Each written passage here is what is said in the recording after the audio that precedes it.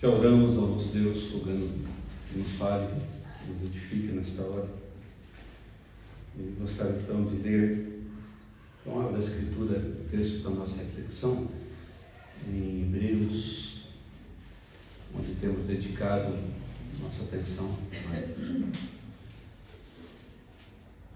Estamos aqui num contexto que envolve o quarto mandamento: lembra-te do dia do Senhor, para nos santificar. E temos refletido, fomos remetidos ao contexto de Hebreus. E aqui, no capítulo 12, lemos a continuação daquele processo de disciplina da parte de Deus realizada no seu povo, na sua família. Então lemos aqui os versos, capítulo 12, versos 12 e 13 somente. E diz assim: por isso, restabelecei as mãos decaídas e os joelhos trôpegos, e fazei caminhos retos para os pés, para que não se extravie o que é manco, antes seja curado. Peço aos irmãos que, enquanto ouvimos, oremos a Deus para que Deus ensine o nosso coração. Vamos dar atenção, meus irmãos, para as palavras do nosso Deus. E a gente vive num tempo em que o desânimo e a fadiga espiritual se têm tornado realidades comuns para os crentes. Muitos sentem o peso das dificuldades, as provações e até mesmo as correções da parte de Deus, que Deus permite na nossa vida. E alguns se sentem desanimados. É verdade que o sofrimento, meus irmãos, quer seja físico, quer seja ele emocional ou espiritual, pode levar-nos a uma posição de fraqueza, de apatia. O cansaço espiritual, meus irmãos, se manifesta em várias formas. Falta de disposição para simplesmente falarmos com Deus, orarmos, negligência da palavra de Deus, hesitação em servir a igreja ou na igreja de Deus, e até mesmo nos distanciar uns dos outros, entre outras manifestações que essa apatia apresenta para nós. Então, como cristão, meus irmãos, nós precisamos nos lembrar que a disciplina de Deus não é um sinal da sua rejeição para conosco. Pelo contrário, é um sinal de amor dele para conosco.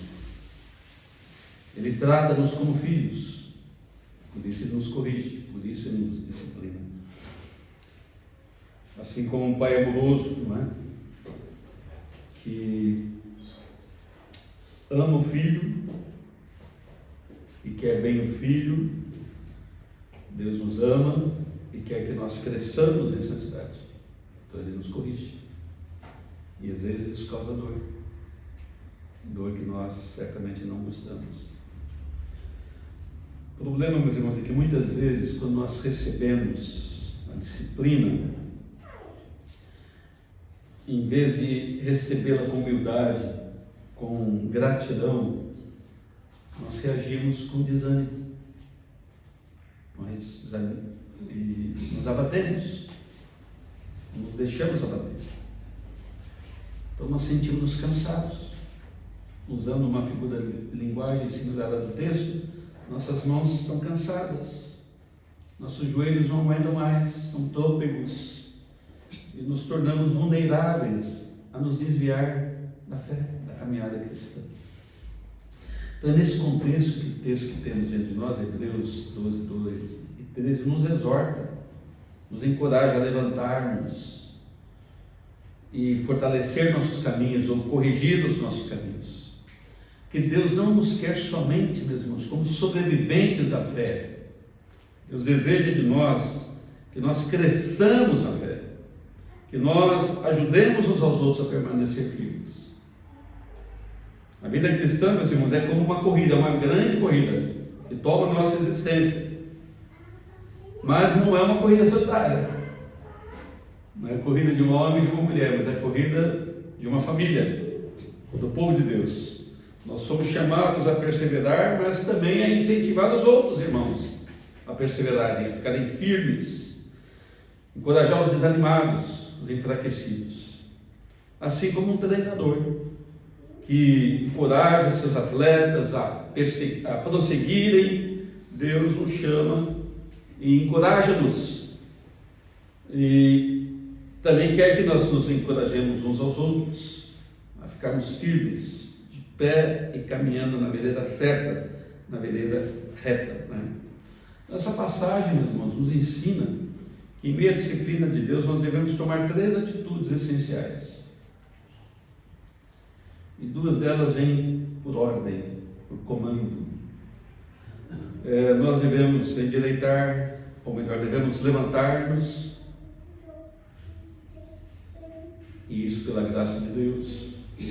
Devemos endireitar os nossos caminhos e, por consequência, sermos instrumentos de encorajamento para aqueles que estão mancos, aqueles que estão fracos na fé. Se nós negligenciarmos, meus irmãos, isso, coloquemos atenção. As palavras de Deus são palavras de vida. O dia do Senhor, meus irmãos, é fundamental para nós. Deus fala isso. Se nós negligenciarmos a palavra do Senhor, nós corremos o risco de ver tanto a nossa caminhada como a caminhada dos nossos irmãos prejudicadas. Sofremos. Então hoje vamos estudar esse texto, meus irmãos, onde nós vamos ser desafiados a examinar a própria vida, a nossa postura diante da disciplina de Deus. Como é que nós reagimos a ela? Ou melhor, como respondemos à disciplina da parte de Deus? Nos levantamos ou permanecemos desanimados? Estamos firmando os nossos passos na fé, no caminho do Senhor, ou hesitamos, oscilamos entre fé, a nossa fé, a fé em Deus e o nosso amor pelo mundo? Estamos a ser instrumentos de Deus para edificar a vida dos outros, uns dos outros? Ou, como muitas vezes acontece, somos indiferentes às lutas alheias a nós? Deus nos chama a uma resposta, meus irmãos. E esse texto nos desafia a dar essa resposta.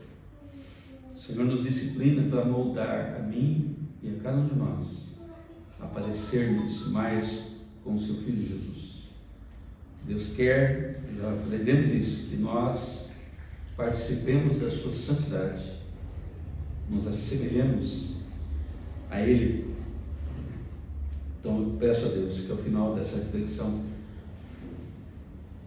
possamos ser revigorados na graça e na bondade do nosso Pai e obedecer a sua voz. Deixe-me só lembrar alguns pontos importantes do contexto desses versículos. Aquele povo a quem é dirigida essa carta, meus irmãos, aquele povo carecia de perseverança. O autor é muito claro em dizer isso. Vocês carecem de perseverança. Vocês estão muito desanimados. Todos, ele enfatiza, todos nós estamos numa carreira cristã e precisamos corrê-la com perseverança. Ele vai dizer isso no capítulo 12, verso 1. Mas de fato havia muita gente dentro da igreja que estava fraca, desanimada. Por quê? O autor revela por quê. E nós já refletimos sobre isso. Vocês estão desanimados, dizer, porque vocês esqueceram do que vocês aprendem.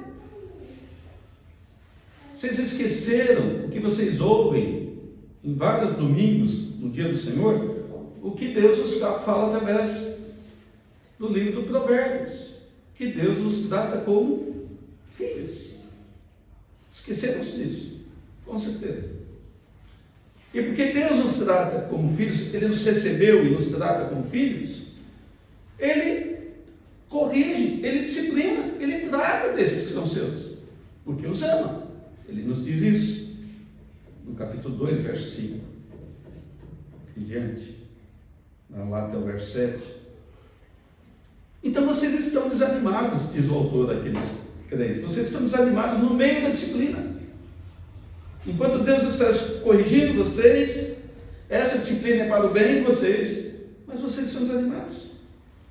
Mas Deus deseja a vossa santificação. Vocês parecem estar mais apegados, arraigados ao legalismo de outrora, de onde vocês vieram, e ao mundanismo, do que a fé em Deus, a fé em Cristo.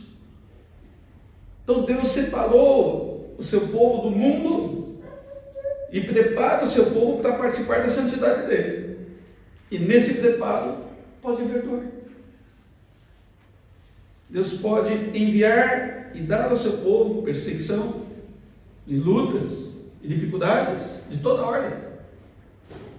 Diz o Tiago que pode ser de várias cores, de várias formas, essas provações. Mas Deus intenta o vosso bem. Então vocês precisam tomar algumas atitudes. E ele vai falar dessas atitudes exatamente nesses 2 versos. Levantem-se, endireite os vossos caminhos, sede instrumento para ajudar os seus outros irmãos. Que linda linguagem, meus irmãos. O apóstolo usa aqui. O grande ensino desse texto, meus irmãos, nós podemos sintetizar nessas palavras. Em meio à disciplina de Deus, nosso Pai, nós devemos levantar-nos fortalecidos pela graça de Deus, ajudando os outros a perseverarem na corrida da fé. Vou repetir. Em meio à disciplina de Deus, nosso Pai, devemos levantar-nos fortalecidos pela graça de Deus, ajudando outros a perseverarem na corrida da fé. Então ele começa esse texto, mas é interessante ver como ele desenvolve esse texto. É um texto curto, mas ele aqui então, quando ele fala essas palavras no verso 12 e 13, ele voltou à metáfora. Lembre que nos versos 1 até o verso número 3, ele usou a metáfora do corredor na corrida, que nós estamos numa corrida. Depois do verso 4 em diante, ele muda a metáfora, ele fala daqueles que estão no ringue, são os lutadores. Agora, ele volta à primeira metáfora, ele volta à imagem, à figura muito conhecida dos ouvintes, de um local onde há uma pista de corrida. Então, enquanto ele usa a metáfora, ele procura comprovar a metáfora que também é usada no Antigo Testamento. Por fim, a finalidade dele, meus irmãos, é comparar o corredor, o atleta que se vê desanimado, fraco, vacilante, enquanto tenta fazer sua corrida, com o crente. Compara conosco, que precisamos fazer a nossa jornada da fé, e que há muitas crises nessa jornada. Ele faz essa comparação. E o primeiro ensino é esse: levanta-te. Levanta-te. E obviamente, é na força renovada pela graça de Deus. Já ouvimos aqui agora há pouco, que Deus faz forte ao cansado. E agora é uma ordem para nós agirmos. Deus faz, mas Ele dá uma ordem para nós agirmos. Levanta-te com a força renovada pela graça de Deus. Lembre-se disso, baseado no contexto. Ele é o vosso Pai. Então diz o autor, verso 12: por isso restabelecei as mãos decaídas e os joelhos trôpegos. Essa é a metáfora. Por vezes, meus irmãos, o atleta ficava desanimado. A gente conhece um pouco dessas imagens, né, quando a gente assiste os filmes, as Olimpíadas, os Jogos Olímpicos, não é? Que já existia naquela altura. Então, por vezes, o atleta ficava desanimado durante o evento da corrida, era difícil. Havia momentos que ele perdia a força, não percebia nem sequer um motivo para continuar naquela corrida. Ele não tinha ânimo, não tinha um alvo bem claro diante de si. Vários elementos desencorajavam ele. Ele olhava ao redor e via uma plateia a torcer por outros que estavam lá na frente. E ele não ouvia nenhuma voz para si mesmo. Então suas mãos, seus braços já não ficavam naquela postura de um corredor, as suas pernas já não conseguiam correr direito e ficavam batendo umas nas outras, a vacilar, a cair, a desmoronar. Essa é a imagem. essa imagem. Ele não conseguia nem se ficar de pé. Mas algo surge. O treinador lhe diz: levanta-te. O treinador dá uma palavra de encorajamento para ele, ouve a voz do treinador: levanta-te, sai do desânimo, sai desse momento de fraqueza e tenha força, recomponha-se, restaure-se, recomponha a sua postura. Então, quando um atleta ouvia a voz do seu treinador lhe encorajando, como nós vemos em algumas lutas, né, que o treinador diz: vai, continue, ou o corredor: vai, continue. É isso, o treinador encoraja, faz ouvir a sua voz. Então o atleta, quando ouvia a voz do seu treinador, parecia que aquela voz entrava como uma injeção de ânimo, como que o treinador a dizer: vai, você vai conseguir, você vai chegar no fim dessa carreira, não desanime, você está fraco, mas se levante daí e vá para frente. Ponha os braços no lugar, as mãos no lugar, força com essas pernas, com esses joelhos, e continue a correr. Você vai chegar lá. Então o corredor se enchia de ânimo, de vigor, e cheio daquela esperança que vinha do seu treinador, ele de alguma forma reunia forças lá do seu íntimo e se levantava e prosseguia na corrida para chegar até lá ao pódio. Então essa figura, meus irmãos, é relembrada, porque era usada em algumas vezes no Antigo Testamento. O apóstolo está citado aqui em Isaías. Isaías, se você abrir lá no texto, no capítulo 53, observe lá o verso 1 e o 3, até o 3 melhor. Isaías 35.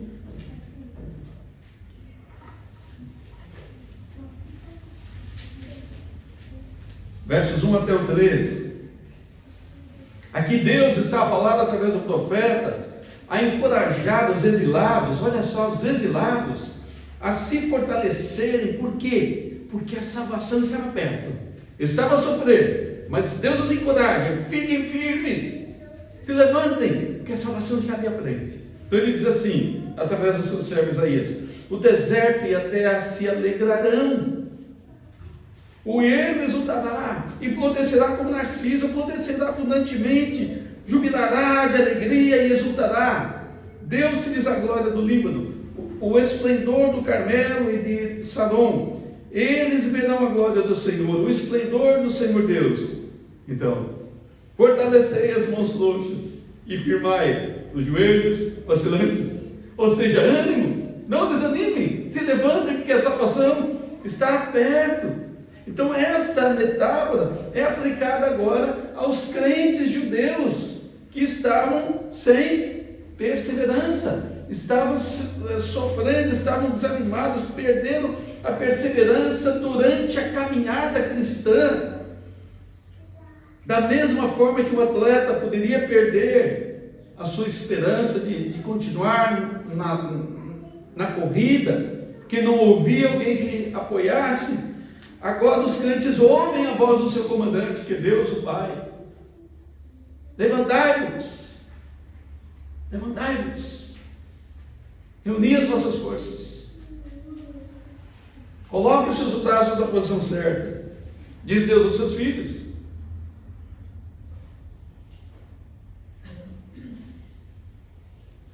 Restabeleça os joelhos trôpegos, força. Deus está a falar com aquele povo que estava a sofrer na sua caminhada cristã e olhava para o sofrimento, para a disciplina de Deus, como se fosse um motivo de tristeza. Então eles estavam para baixo, meus irmãos, estavam de arrasto, como dizemos aqui. E Deus diz: vocês estão olhando para a disciplina de forma errada. Levantem-se. Eu sou o vosso Pai, a disciplina, eu estou a tratar convosco para o vosso bem. Eu quero que vocês participem da minha santidade. Vocês vão chegar lá, mas venham, força, força, levantem-se, desamparassem-se do pecado, da luta contra o pecado, desembaraçem-se do peso que tenazmente vos assedia, dizê-lo lá no início do capítulo. Corram com perseverança, Olhem para o fim da pista. Quem é que está no fim da pista? Jesus, o autor e consumador da vossa fé. Olhem para Ele, fixem seus olhos nele e levantem.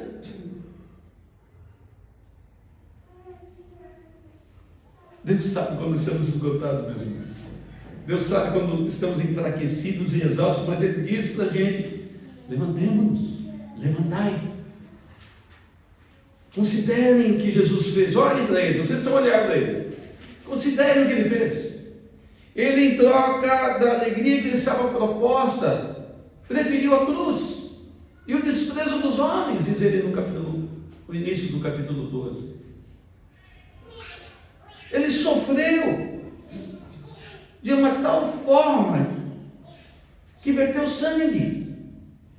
Mas vocês, na vossa luta contra o pecado, na vossa luta ainda não experimentaram sangue, mas Jesus experimentou.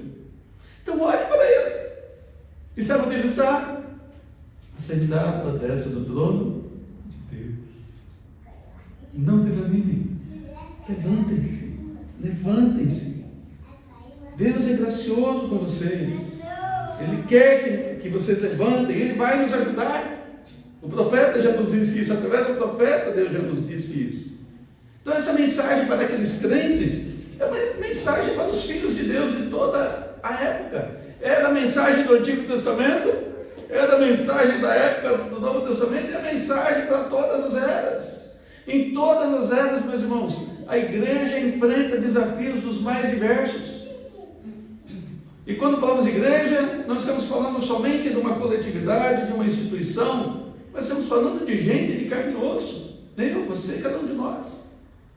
Então o texto se aplica a nós. Deus é o nosso Pai, e no meio do sofrimento Ele tem uma palavra para nós. Em síntese: tenham bom ânimo. Não nos entreguemos à negligência. Não nos entreguemos à acomodação quanto aos nossos deveres cristãos. Pode ser, meus irmãos, que o medo, como aqueles irmãos estavam a enfrentar, às vezes tome conta da vida do crente. O medo da aprovação, o medo do sofrimento. Eu lembro na minha adolescência e na juventude, que algumas pessoas diziam: não, se eu me tornar um crente, eu vou ter muito sofrimento na vida, eu não quero ter sofrimento. Então algumas pessoas com medo não percebem que o próprio medo embaraça ela de servir a Deus, embaraça ela de perseverar na sua caminhada com Deus. Há pessoas crentes, meus irmãos, queridos irmãos, que professam a fé com muita alegria, cheio de entusiasmo, cheio de vontade de mudar o mundo, de transformar o universo, mas tem medo. Aí por temerem algum tipo de perseguição, fraquejam, desanimam e não agem mais de acordo com a palavra, com o reto caminho que Deus nos dá.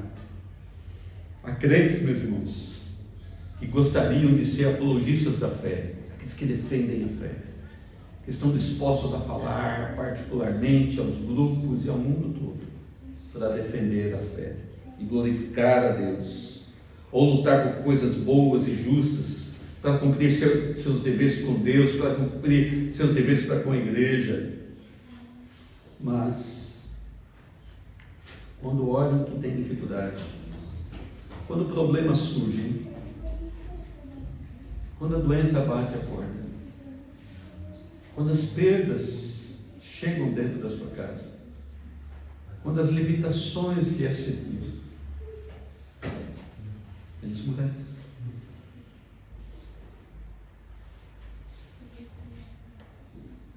Cruzam os braços, se acomodam. Eu não aguento, eu não vou fazer. Precisamos compreender algumas coisas, meus irmãos. As dificuldades que nós enfrentamos na nossa vida não são para derrotar-nos, mas é para nos fazer fortes, para fazer de nós, homens e mulheres, conforme a vontade ou a semelhança do nosso Deus. Ele tem bons intentos ao dar-nos disciplina, ao corrigir-nos por meio dessas lutas. E nós temos que fazer uma escolha. Nós temos que fazer uma escolha. Você pode, eu posso, nós podemos ficar ressentidos com a disciplina e desistir da carreira cristã. E jogar a toalha, como dizemos. Ou nós podemos encarar as lutas e os sofrimentos sabendo que Deus está a tratar conosco para o nosso bem. Ele nos ama. Lembra de Paulo? Paulo, certa feita, isso é registrado, leio aqui na sua segunda carta aos irmãos da igreja de Corinto, lá no capítulo número 12, no contexto do verso 19. Paulo fala que tinha um espinho na carne, não é isso? Não sabemos o que é do espinho na carne. Nós não sabemos.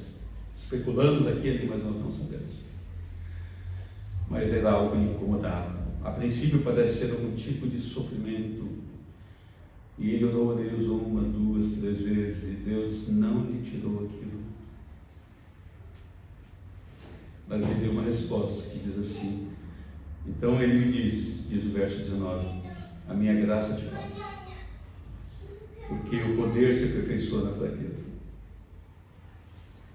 Deus de alguma forma estava a trabalhar na vida do apóstolo Paulo com o espinho na carne.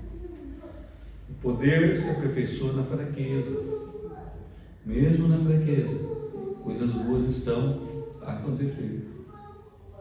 Mesmo quando nos vemos de arrasto nessa vida, coisas boas estão a acontecer. Porque quem está a treinar-nos sabe o que faz.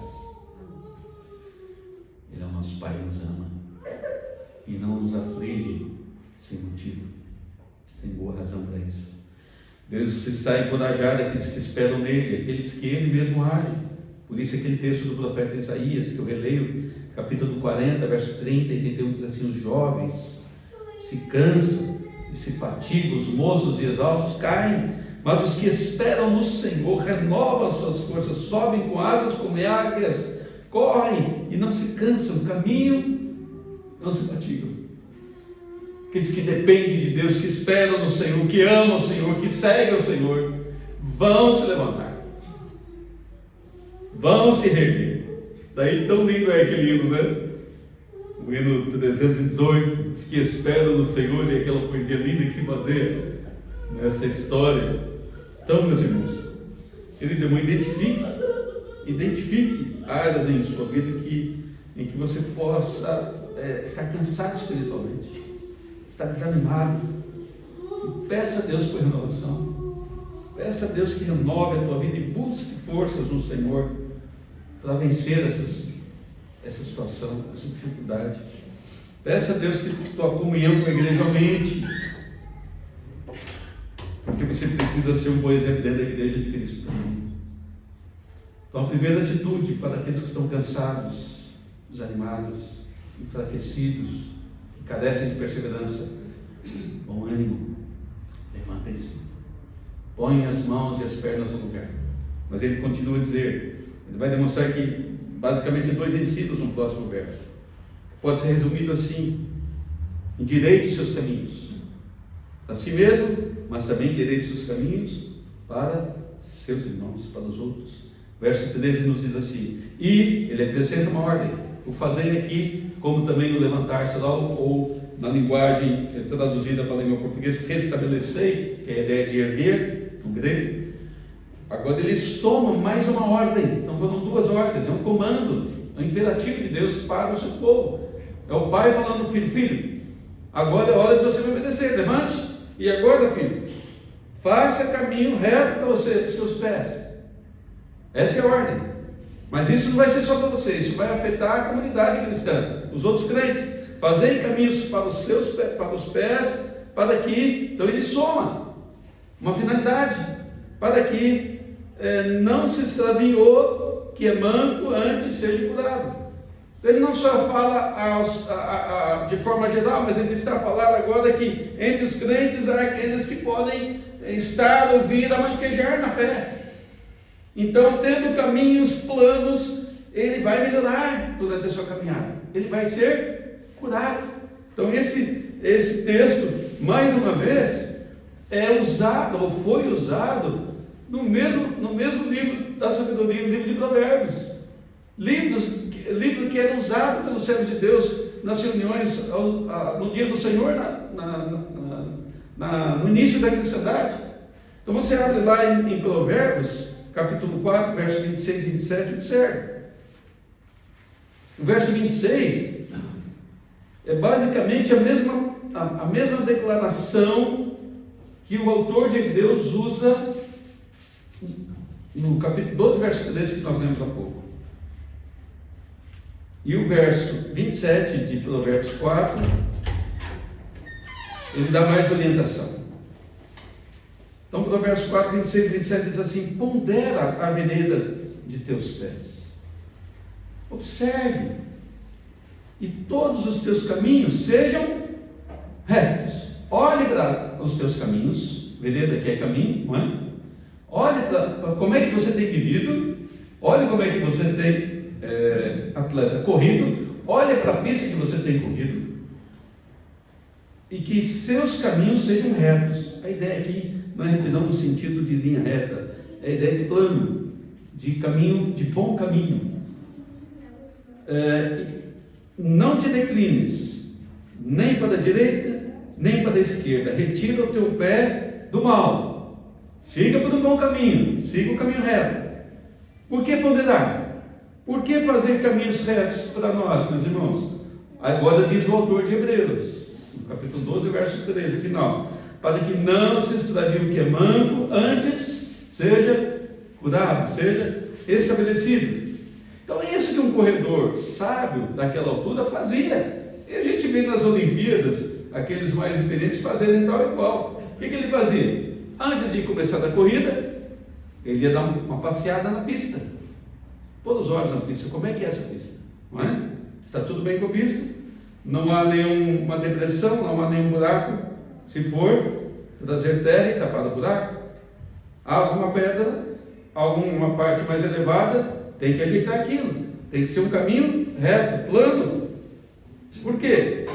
Porque no meio da corrida, quando começar a ter dificuldades, quando o esforço for tal que eu fique extenuado, qualquer deslize, e eu vou arrebentar com a minha perna, e eu vou torcer meu joelho, eu vou torcer meu calcanhar. Então ele de antemão batia os olhos, né? Ia verificar e ajeitar, preparar o caminho para ele mesmo e os outros corredores fazerem o percurso com segurança, com ponderação. Pondera os teus caminhos e que eles sejam retos, para que não aconteça de aquele que é manco aqui é coxear, é aquele que faz assim, né? Que vai de um lado para o outro. Já a gente vai perceber aqui mais se refere a isso. Aquele que está já sofrendo, não sai da pista, não se extravie da corrida. A ideia é essa, meus irmãos. A ideia é essa. O que é que ele está dizendo para aqueles crentes de outrora? Ele está dizendo, meus irmãos, que os crentes, enquanto sofrem, enquanto estão debaixo da disciplina do Senhor, porque estavam vivendo os caminhos errados, eles estavam a vacilar, eles estavam com o coração dividido, que a ideia de coxear é uma ideia de um coração dividido, de uma mente dividida. Os irmãos devem se lembrar disso. Aqueles leitores dessa carta, os nossos irmãos do passado, eles começaram a seguir Cristo. Houve um momento de perseguição, de sofrimento, lembra? Então, eles começaram a também sentir pressões sociais. Olha, volte para o judaísmo. Você está sofrendo porque você é crente, porque você confiou em Cristo. Então, o modo de escapar disso, e eis a vacilação, era voltar para o judaísmo.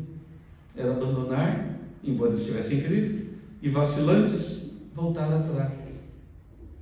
uma das formas que mostra a vacilação deles. O extravio que eles corriam o risco de acontecer. Outra demonstração da vacilação está também no contexto.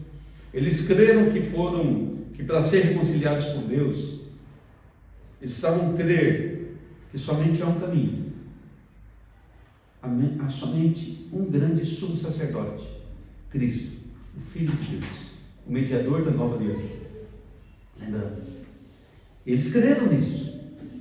Eles deixaram as práticas legalistas, a ideia de salvação pelas obras, mas eles estavam tentados a voltar atrás. Estavam tentados a voltar ao judaísmo, consequentemente, aos rituais da lei, pensando que Deus haveria de se agradar se eles vivessem pelas obras da lei. E não depender de Cristo. Depender de Cristo estava ali custar caro. Cadeias, prisões, desapropriação. Eles estavam na queda cristã. Mas eis outro problema. Eis outra vacilação. Eram discípulos. Eles confiaram em Cristo, meus irmãos. Mas eles estavam numa condição de medo de confessar Cristo publicamente. É por isso que lá no dos textos do capítulo 10, o autor havia dito para eles: olha, que aproxime-se de Deus com coragem. Mantenham firme a vossa confissão. Confissão não só para cima diante dos homens.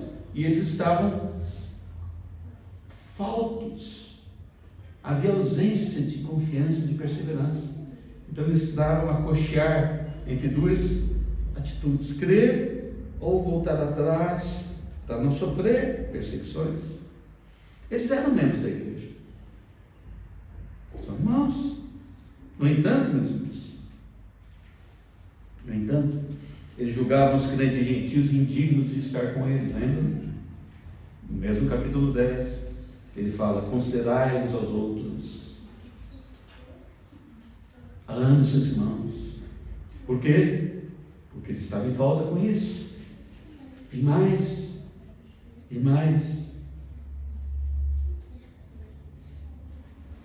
Eles foram aceitos por Deus. Eram tidos como filhos de Deus. Foram incluídos na igreja. Deviam participar dela com gratidão. Todavia, capítulo 10, verso 25, o autor exorta os irmãos: vocês estão com um péssimo hábito, péssimo costume. Então, eu vos digo, não deixar de congregar como de costume de alguns. Vocês têm abandonado a família da fé, o corpo de Cristo. Vocês querem voltar para trás? Cocheavam, meus irmãos. Vacilavam na fé e na prática. Onde está o quarto mandamento? A santa convocação. Vocês estão fazendo pouco caso da santa convocação. Então o autor dos Hebreus diz: vocês estão vacilando. Vocês são fracos, cocheiam entre dois senhores. Com essa atitude, sabe qual é a tendência? De vocês se extraviarem de Cristo e se afastarem de Cristo para sempre. Que risco! É uma palavra de encorajamento e de exortação. Sabe qual é a cura? Para quem cocheia, quem tem a mente dividida? A cura é essa: façam caminhos retos para os vossos pés. Façam caminhos retos para os vossos pés. Ouçam a exortação. Ele lança a mão e todo pensamento é enraizado lá em Provérbios. Eu vou pedir que os irmãos em casa leiam Provérbios capítulo 4, todo capítulo. Eu vou ler 3 versículos. Peço que abra. Provérbios 4, verso 1, primeiramente.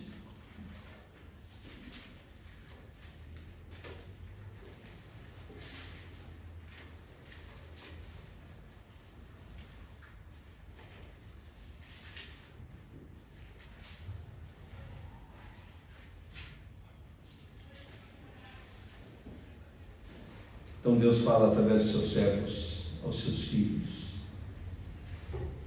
E aqueles irmãos conheciam isso, meus irmãos. É um texto que provavelmente é usado nas instruções da igreja primitiva: ouvi, filhos, a instrução do Pai, estai atentos para conhecerdes o entendimento. Ouça. Verso ainda no 2: porque vos dou boa doutrina, não deixeis o meu ensino. Verso 26 e 27, então: pondera a vereda dos teus pés.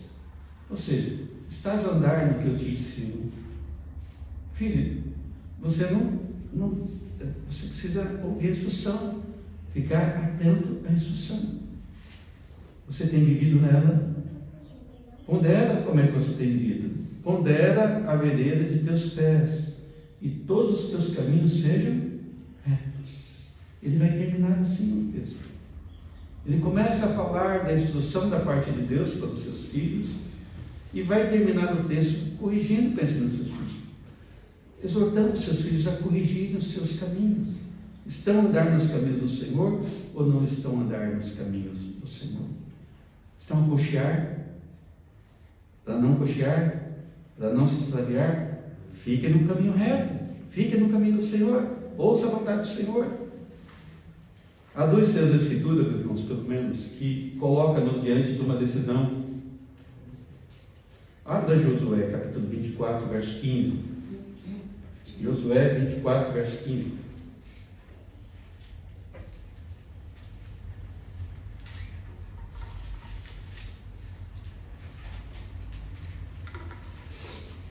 As razões podem ser diferentes de um texto todo, mas o problema é o mesmo. O povo estava a cochear na época de Josué, quando estavam para entrar na terra prometida, caminho no contexto da terra prometida. Capítulo 24, verso 15. Disse Josué ao povo de Israel: porém, se vos parece mal servir ao Senhor, escolhei hoje a quem servais. Se aos deuses a quem serviam vossos pais que estavam da além do Eufrates, ou aos deuses dos amorreus, em cuja terra habitais. Eu e a minha casa serviremos ao Senhor. Vocês estão acocheados, vocês estão com uma mente e um coração dividido. Resolvam isso na vossa vida. Decidam-se qual é o caminho que vocês estão a viver. Nos caminhos do Senhor são caminhos retos, ou o coração está dividido, a mente está dividida. Olha 1 Reis, meus irmãos, capítulo 18. Agora é a vez de Elias, capítulo 18, verso 21.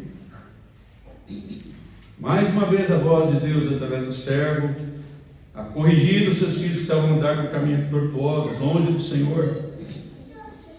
Estavam a pensar os pensamentos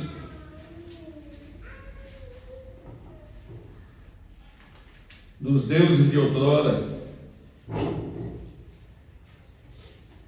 Verso 21 do capítulo 18 de 1 Reis diz: então Elias se chegou a todo o povo e disse: até quando cocheareis entre dois pensamentos? Meus irmãos, nação, até onde vai isso?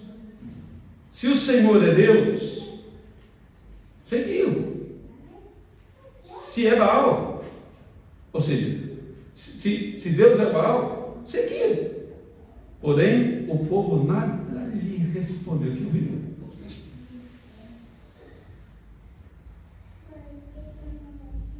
Ou nós cremos em Deus e seguimos a sua palavra, ou nós não cremos nele, meus irmãos. Não podemos cochear, não podemos ficar com o coração, com a mente dividida. Se Deus é o nosso Deus, Ele é o Senhor, eu sei que Ele é meu Pai e todo o trato dele comigo é para o meu bem. Então me submeta a Ele. O autor está como quer dizer: pare com a atitude de perdedor, de um atleta perdedor. Pare de chorar. Talvez estejam com medo da perseguição que se avizinhava antes e depois. Não é tempo de desanimar. Certamente não é. Levantem-se. Façam caminhos corretos. Deixem que as dificuldades atuais os ajudem. Os ajudem a recompor-se. A recompor-se para vocês continuarem. Que nem medo, nem as seduções do mundo, nem as tradições do judaísmo, da sociedade, vos tire do caminho certo. Prossigam no caminho reto. Sabe o que vai acontecer? Quando você passa a agir bem, você não vem agindo bem. Você está seguindo o caminho errado, não está seguindo o caminho do Senhor. Quando você passa a seguir o caminho que é bom, que é reto, o joelho trôpego começa a curar. O manco, ao encontrar um terreno plano, no processo da corrida, começa a curar. Se você tiver caminhos retos, o manco vai ser curado.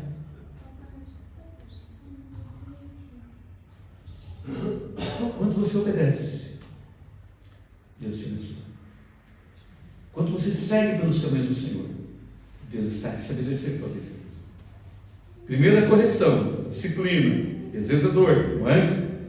Quando tomamos a atitude certa, os caminhos corretos, nesse processo de obediência a Deus, aquelas dores vão cedendo, a inflamação vai diminuindo. E eu mal me lembro de sofrer. Eu mal me lembro que passei por tudo aquilo. Vivam a vida cristã corretamente, ou seja, obedeçam a voz de Deus. Cheguem-se a Deus com confiança. Esse é o caminho reto. Venham para Deus com confiança. Ele é o vosso Deus e Pai. Façam o caminho correto. Mantenham a vossa confissão diante do mundo. Não tenham vergonha do Evangelho de Cristo. Não tenham medo do mundo. Acolham os gentios crentes. Vocês não estão agindo bem com eles. Caminho errado. São seus irmãos. Cristo morreu por eles na cruz. Ame-os.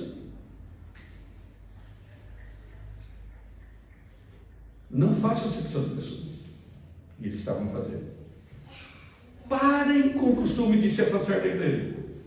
Vocês continuamente insistem em quebrar o quarto mandamento. Estão errados. Deus deseja-vos perto, como família querida, para vos instruir. Filho meu, ouça a instrução. Mas vocês teimam em andar pelo caminho errado. Enquanto andarem pelo caminho errado, haverá dor, disciplina. Mas quando acertarem o caminho, a cura vai chegar também. Deus manda junto a cura. Vivam de acordo com a palavra de Deus. Não cocheiem entre dois pensamentos. O que diz o mundo e o que diz a palavra de Deus. Há dúvida? Se houver dúvida, estás a cochear. Quem tem a verdade? A mídia ou a palavra de Deus? Se tens dúvida, estás a cochear. Quantas ordens do Senhor, alguns de nós ficam, eu não acredito nisso. Estás a cochear.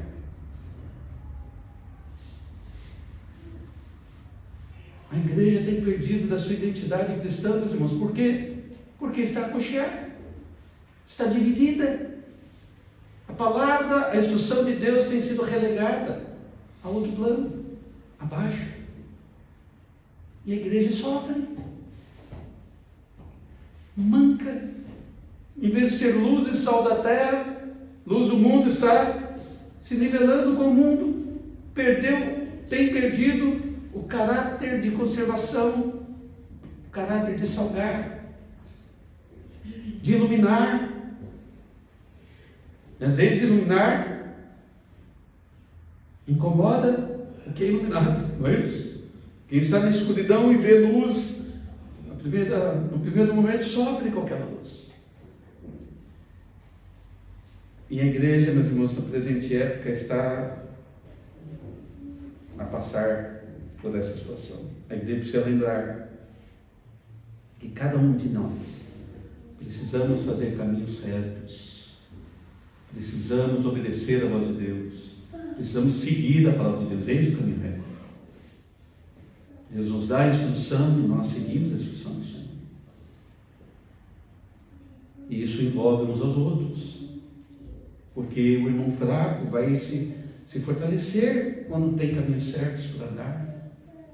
Quando eu e você, que estávamos errados, e restabelecemos as nossas forças, e passamos a andar de acordo com a palavra de Deus, isso é um testemunho dentro de casa.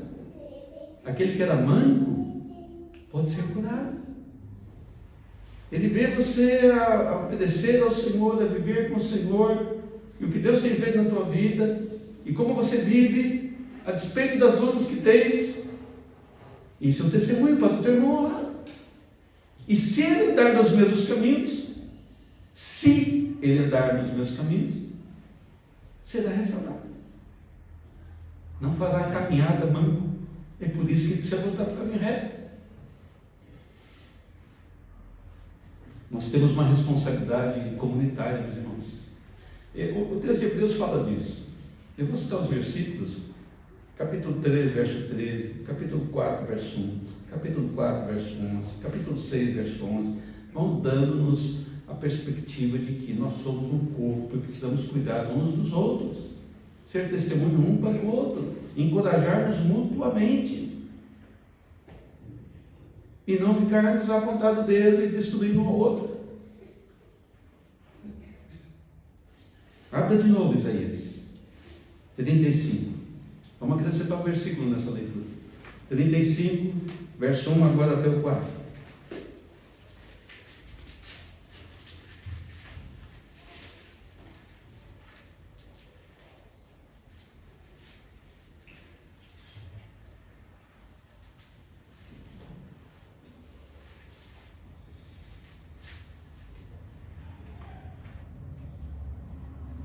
Diz o texto. Lembre-se, palavras de Deus para encorajar os seus servos. Que a salvação estava perto. O deserto e a terra se alegrarão. O ermo exultará e florescerá como narciso. Florescerá abundantemente, jubilará de alegria e exultará. Deus se diz, a glória do Líbano, o esplendor do Carmelo e de Saron. Eles verão a glória do Senhor, o esplendor do vosso Deus. Então ele diz, fortalecei as mãos frouxas e firmai os joelhos vacilantes, seja com ânimo. Dizei aos desalentados, veja, não é só você, é comunitário, é o outro também. Você faz e você diz. Dizei aos desalentados, é aquele que falava aos líderes, não é? Sede fortes, não temais, eis o vosso Deus. A vingança vem, a retribuição de Deus, a retribuição de Deus, Ele vem e vos salvará. Então não é só para nós, é nós e o outro, é nós e o meu irmão do lado, de frente, de trás, todos nós, mútuo. Faça o caminho retos, e ao fazer caminho reto, aquele que é coxo não vai se extraviar, vai ser curado no caminho plano, no caminho reto, em viver de acordo com a palavra de Deus. Então, ao fazer isso, meus irmãos, nós fazemos o bem a nós e fazemos o bem a toda a comunidade, que é o corpo de Cristo. A disciplina, então, meus irmãos, ela não somente nos fortalece de forma individual, mas ela nos capacita a sermos agentes de cura para o outro, de encorajamento para o outro. Nós somos chamados a nos levantar, meus irmãos, com a força renovada e guiar nossos irmãos no caminho certo.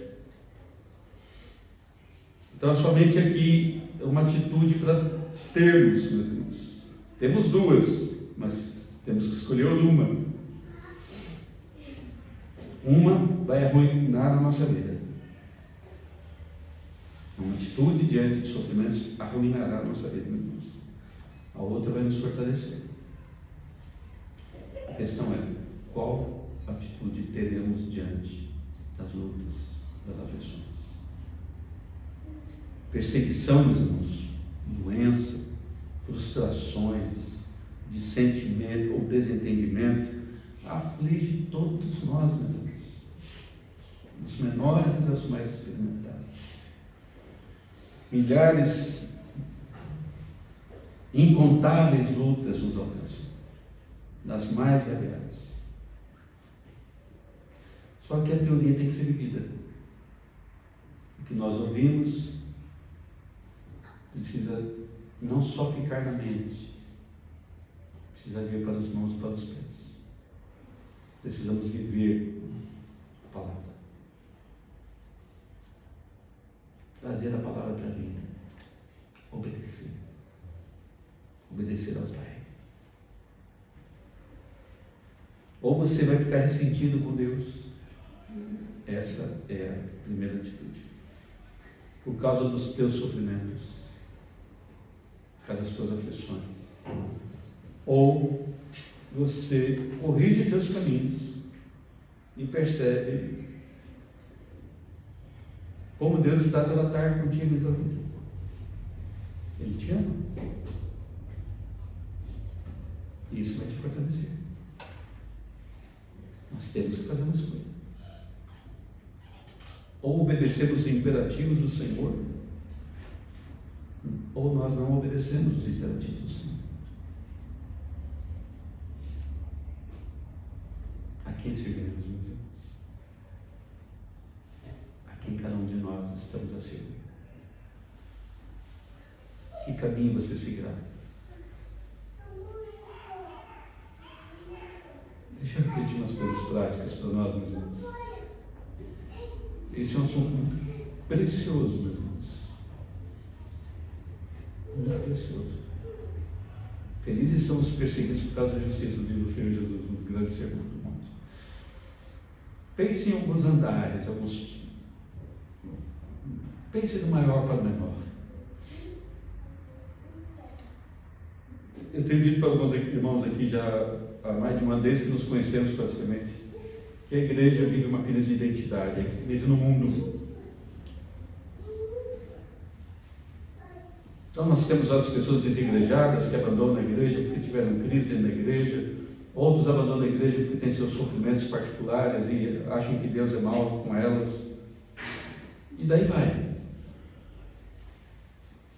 Antes da pandemia nós já tínhamos dificuldades. Quando surgiu a pandemia, em decorrência desse período, o que aconteceu com muitas igrejas?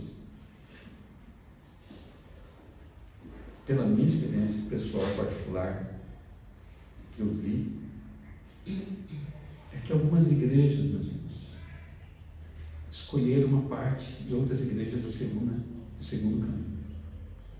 Umas, no meio da crise, se acomodaram. Não preciso de igreja, não preciso conviver com pessoas. Eu posso ser crente sozinho dentro de casa. Não preciso obedecer ao quarto mandamento. Outras igrejas se fortaleceram. Perceberam aquilo como uma experiência, uma situação em que Deus estava tratando com a igreja. E ela se fortaleceu, e a igreja é forte, atuante,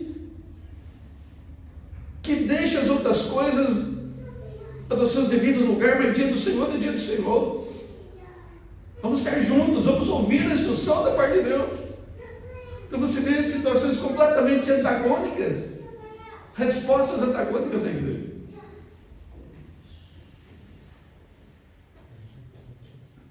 Que caminho nós temos seguido? Olha para as denominações. Como nós somos hábeis para levantar a nossa voz contra a denominação A ou B. Somos extremamente críticos da nossa denominação. Somos críticos. As denominações sofrem, meus irmãos. E me perguntei, por quê? O que é que está acontecendo com as denominações? Ou seja, o que é que está acontecendo com a igreja do Senhor, de forma mais ampla? Em Portugal. Quantas crises as denominações têm passado? Resposta: vamos fugir dela? Ou vamos fazer caminhos retos para ela andar? Qual é a resposta que Deus? A orientação de Deus é: faça caminhos retos. E é por aqui que temos que ir. Em vez de criticar, participar da solução, meus irmãos. Paremos com críticas e ajudemos a resolver problemas. Nos juntemos para o melhor. Onde está mal, Vamos ajudar aqui. Custa muito, mas vamos ajudar. Não é a fuga que resolve. Vamos abrir outra denominação? Ótimo, vai começar tudo de novo. Sabe por quê? Tudo gente do mesmo, que tem a mesma natureza. Tudo pecador. É a mesma natureza. Vai dar no mesmo, meus irmãos. A história vai se repetir. E você vai passar por ela de novo. Correção. A não ser se virar uma sinagoga do diabo. Não é? Aí sim. Aí complicou a situação. Olha para a igreja local, meus irmãos. Deixa-me falar um pouquinho ainda das denominações. Tenho colegas que chegaram, ou quase que no singular, um ou dois colegas, chegaram a dizer: olha, é melhor a gente não ficar falando de valores familiares aqui em Portugal. Faz-me. É melhor a gente não falar muito alto, falar baixinho, só lá no cantinho. Sabe por quê? Senão a gente vai ser perseguido. Caminhos certos ou caminhos errados? Onde está o caminho certo? Medo do mundo. Vamos esconder a verdade porque o mundo pode nos perseguir. Caminho errado. Caminho errado. É fazer o que é certo, é seguir o caminho certo.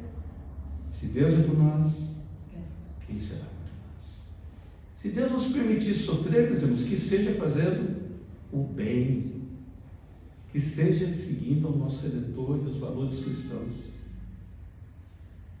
Volte um patamar mais para baixo, para a igreja local, nós. Ou as pequenas igrejas como a nós, lutas nas igrejas. O que fazemos? Irmãos sofrendo. A igreja, como grupo, tem momentos difíceis. Parece que às vezes andamos de arrasto, não é? Desanimados. Olhamos e julgamos pelas aparências. Onde está um, onde está o outro? Não é isso? E o que a Escritura diz para nós? Levantem-se. Levantem-se. Ânimo. Força. Força. Estabeleça caminhos retos, ou seja, estou a viver, nós aqui, estamos a viver de acordo com a Escritura. Estamos nós a encorajar os nossos irmãos a viverem nesse caminho reto que é a Escritura. A obedecer a voz do nosso Deus. Porque com certeza, meus irmãos, vários dos nossos sofrimentos têm a ver com não estarmos a andar no caminho certo. Um caminho plano. E os nossos irmãos, mancos, continuam a cochear porque não andam nos caminhos certos. Agora pense em si. Traga a questão muito para cá, para o teu coração, para a tua vida. A vida está sendo difícil. Está a ter lutas, aflições, angústias, perdas, dor, desanimado, inanimado com a sua relação com Deus, com a igreja, com a família de Deus. Ou chegou a ser um ponto que nem pensas mais nessas coisas. Deixa a vida me levar, né? Como diz o poeta.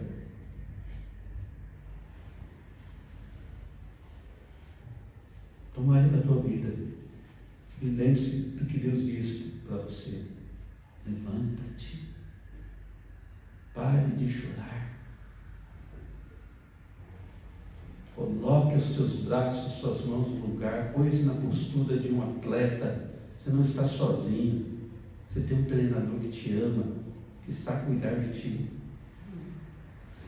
Pare de tropeçar. Faça forte as tuas pernas. Decida-se andar firme no caminho. Você vai correr essa carreira até o fim. Deus vai te preservar, mas Ele quer que você trabalhe.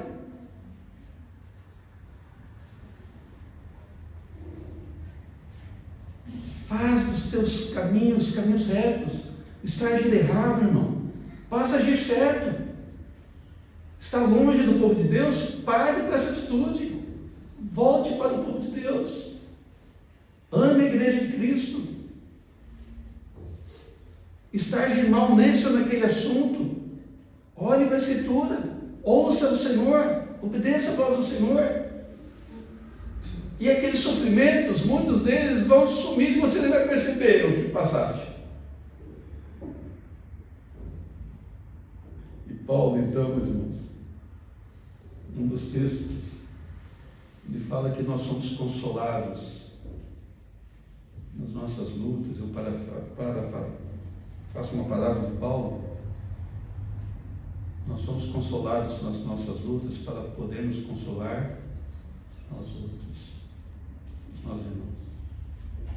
Então, a hora que você se reerguer, ao obedecer a voz de Deus, vai levantar o que está manco, está a coxear com dois pensamentos, para que ele também seja curado. Deus abençoe, irmãos. Em nome de Jesus. Vamos de pé, meus irmãos, adorar ao nosso Deus. Cantaremos o hino de número 93 e não 93.